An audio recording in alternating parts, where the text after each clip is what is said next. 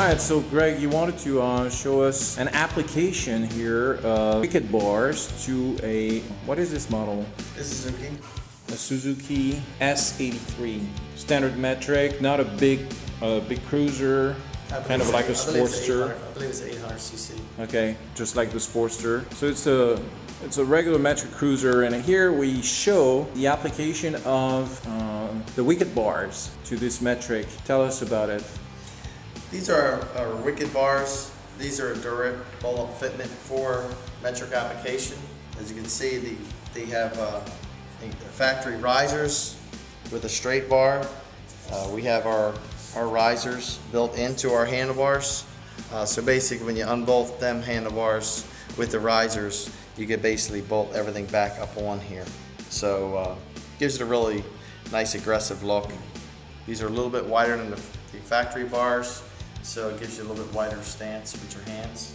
Is it more comfortable? Yeah, I think so. I mean, it depends on the application, but I think these are a great fit for this motorcycle. These are pretty unique bars. What do people find unique in them? What do they find Well, the aggressive styling and actually the fitment on the handlebars, they're just different out of the box compared to the standard chrome straight bars. Are they comfortable riding? Yes, they are. Are they more recessed than the original stock of the Suzuki, or same position? Is it? They're pretty close to the same position. They actually bring your hands back just a touch once you get them bolted up, so you actually sit back into the saddle a little bit more and actually utilize the back of the front seat, you know, so you get to sit in the saddle so you can get that lower back support you need for the longer rides. How are they safety-wise? You know, because riding with extreme bars like this seems always to be a little more challenging for riders. They're very rider-friendly. I mean, they look very aggressive, but they're 5 times stronger than the OEM handlebars. They all been stress tested. They exceed 5 times the original equipment handlebars. So they're plenty strong. We'd have instances where the bikes fell over, and because of the handlebars, they kept it from denting the gas tank or what have you. They act like crash bars. Basically, they're pretty stable and they're pretty rigid, so they do keep the bike getting further damaged. In terms of radius? The handlebars? Yeah. We got like 4.5-inch bends on the radius of the handlebars.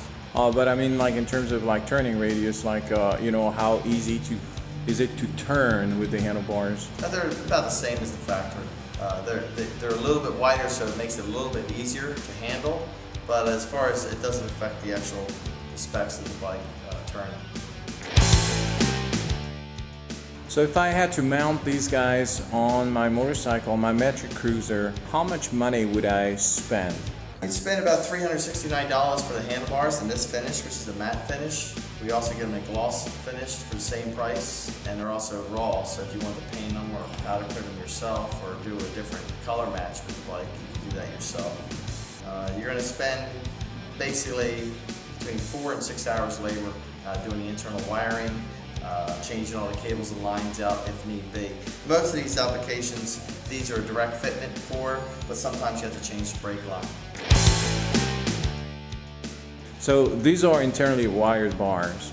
Yes, they're pre-drilled for the wires to come out here, and the actual up top of the bar where your handlebar switch housing and handle grip goes, the switch housing, the wires come right out of the switch housing, go in the handlebars, run down here, pop out the bottom, and it gives the bars a real clean look. Instead of having the wiring hanging and looping off of the handlebars, it all runs internally. It gives it a real clean look.